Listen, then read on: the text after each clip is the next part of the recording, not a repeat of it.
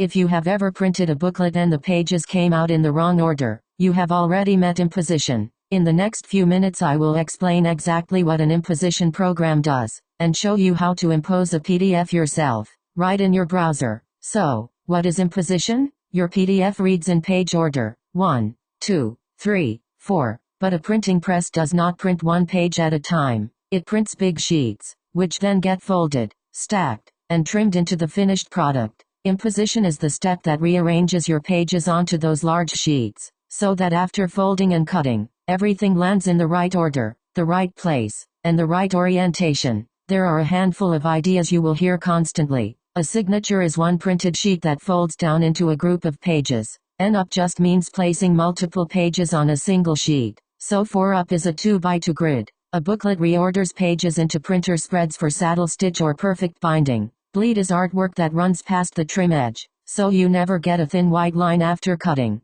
And crop marks are the little guides that tell the cutter exactly where to trim. You can technically nudge pages around by hand, but it is slow and easy to get wrong. An imposition program does the math for you. Traditionally these were heavy desktop suites, powerful, but you install them, license them per machine, and many of them need Adobe Acrobat. Great for a big offset shop. Overkill if you just need a clean booklet today. So let me show you the browser-based way. This is PDF Press. Nothing to install, and your files never get uploaded. Everything is processed right here on your machine. I will click Upload a file and drop in my PDF. On the left I pick the booklet tool. I will choose Saddle Stitch, set my sheet size, and watch the center preview. See that? My page is just reordered into printer spreads automatically. That preview is the exact file I will download. Now let me try N up instead. I will set it to 4 up, and instantly 4 pages tile onto a single sheet. I can adjust the gutter spacing and margins, and the preview reimposes the moment I change a number.